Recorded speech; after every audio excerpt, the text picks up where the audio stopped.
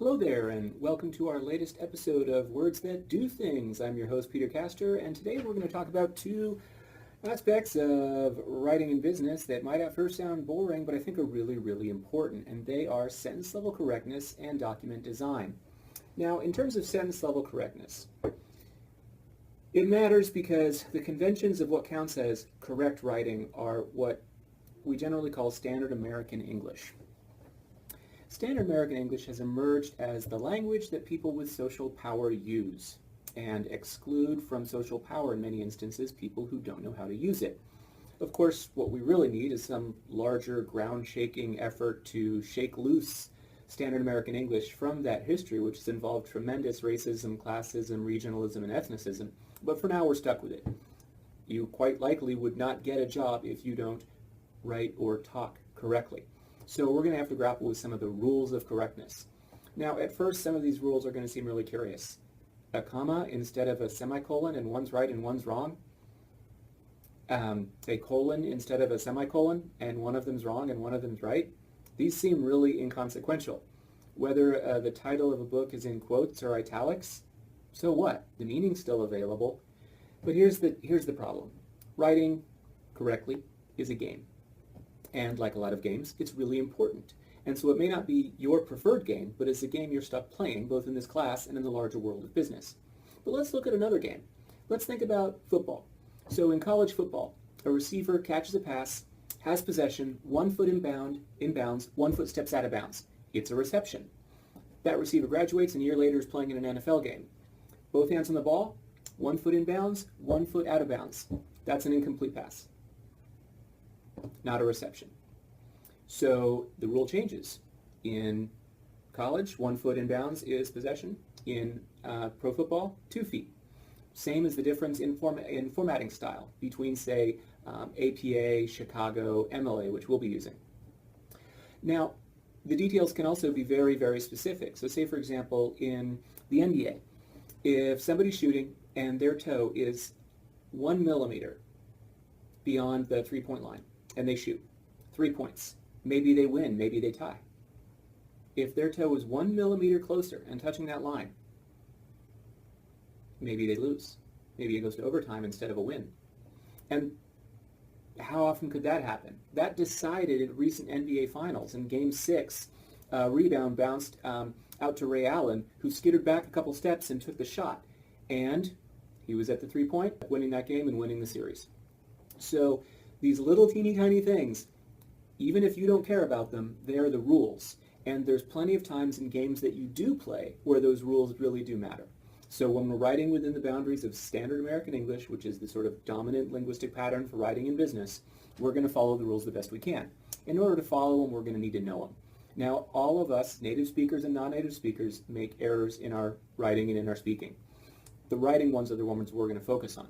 And we don't make errors indiscriminately, the way small children do, perhaps. Though even some linguists would point out that small children make specific sorts of errors based on their learning level at that time.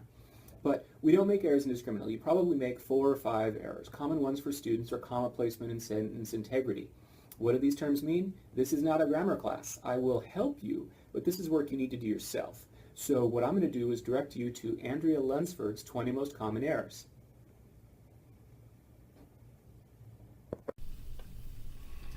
All right, in the 1980s, Andrea Lunsford, working with another colleague and a bunch of assistants, collected thousands and thousands and thousands of copies of student writing and determined what the 20 most common errors were by those student writers.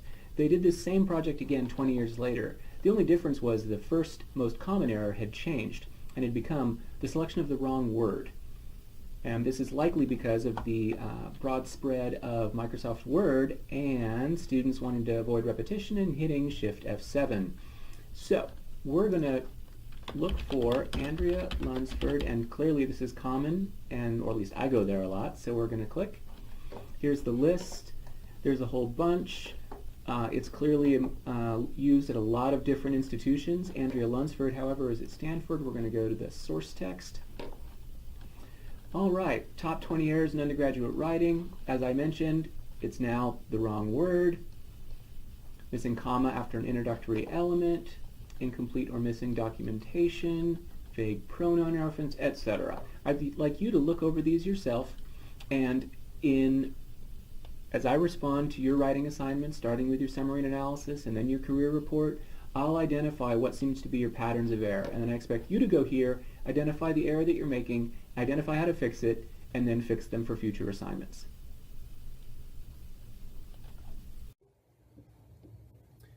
All right, so hopefully in the next week or two, we can figure out what your most frequently made sentence level errors are among this list of 20 and correct them.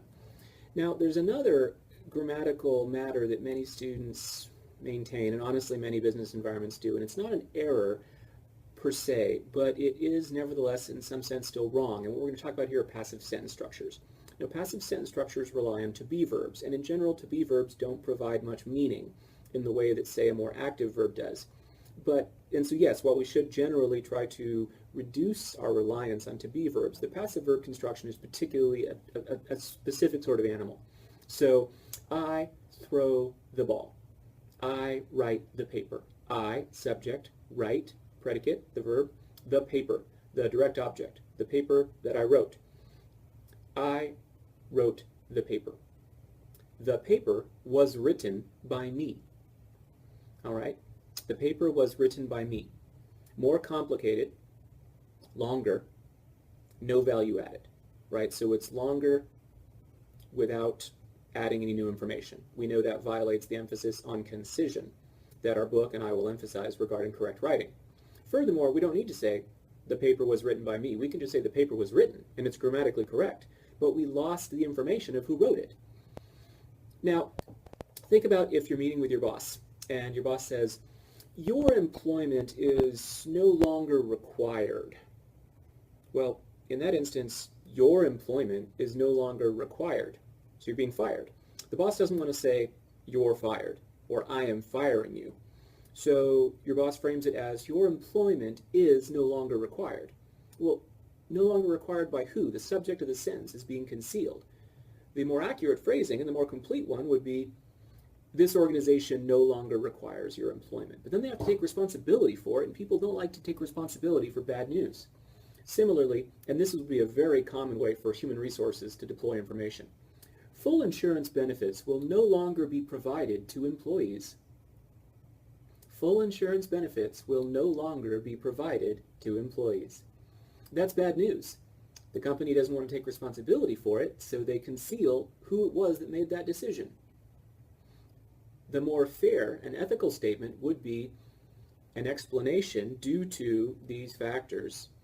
Our company will no longer provide full insurance benefits to employees. That would be the fair statement.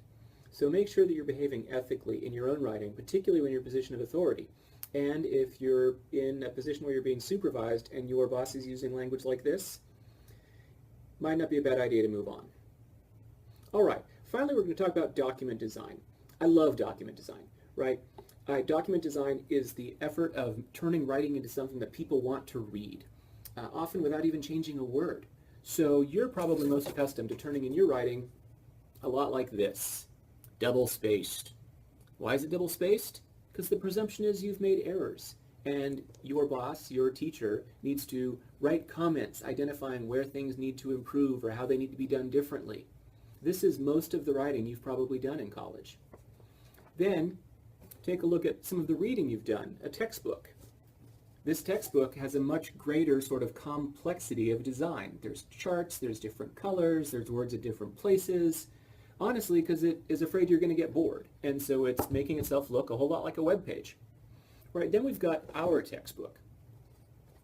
It's single-spaced because it's done.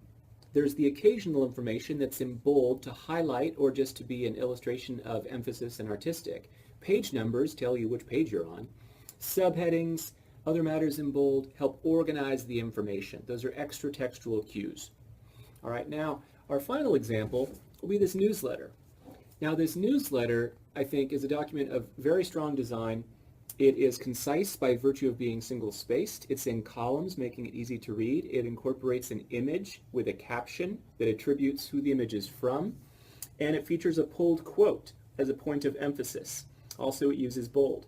So This is the sort of document design that circulates most frequently in business environments, especially for broad internal audiences or especially for external audiences in the form of, say, brochures or web pages or booklets. So these are some of the examples. Now, this is not a course in graphic design, and that's a whole field of study. So when you design documents for class, what you're going to have to do is basically find designs that seem like they're successful and do it like that. Rip off the format. All the words are yours, but you're making use of previously existing shapes for discourse.